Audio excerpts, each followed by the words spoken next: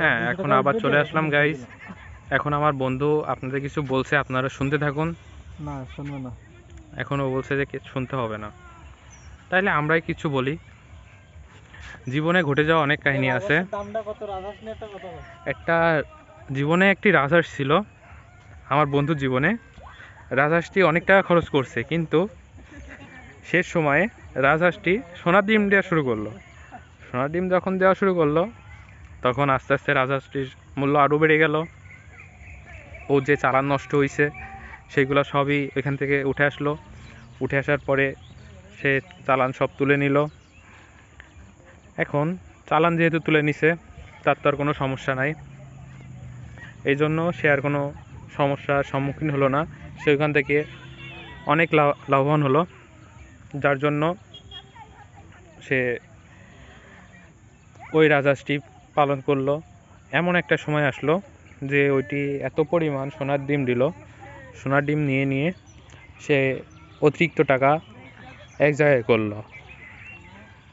অতিরিক্ত টাকা যখন এক জায়গায় করলো, তখন সে অনেক লাভান্বিত হলো। এখন চলেন ওদের গল্পে ফিরে যাই, আমরা ওদের গল্প শুনি। খারাপ কথা জন্য বলিস না, ঠিক আছে? নিচে থাকে 80-75 আর উপরে থাকে এই আছে 25 বা 30। দেখি এইভাবে রেখে দিয়েছে হেভি হার্ড। আবার আরে বুঝবে না তো, তুই তো করলি। তাই কি দরকার কি? তুই আলু তুলে আমার ভালো লাগছে না কথা বলতে। नो गाइस, दिस इज राजहांस, आपने तो कभी देखा नहीं होगा।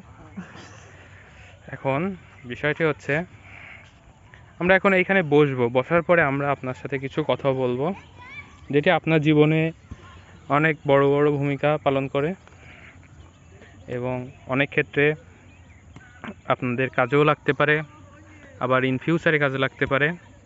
যার জন্য এই কথাগুলো আপনারা শুনবেন। এই রাজহাঁসগুলি আপনারা পালন করবেন বাচ্চা কিনে পালন করবেন। তারপরে এমন একটা পর্যায়ে চলে আসবে, এগুলি বড় হয়ে যাবে। বড় হয়ে গেলে আপনারা বিক্রি করবেন। বিক্রি করলে কি দেখা যাবে, যে রাজহাঁসগুলি সেল করে। রিঙ্কু তো কথা বলতে পারে না, ও তেল খাওয়াই দিয়ে তার কথা বল। এখন আমরা সেটা যাচ্ছি না, আমরা যাচ্ছি কি, আমরাই বকে আপনাদের মনোরঞ্জন করব। মনোরঞ্জন করে এমন একটা পরিস্থিতি হয়ে যাবে, আপনারা আবার ওসব কি কথা বলছিস,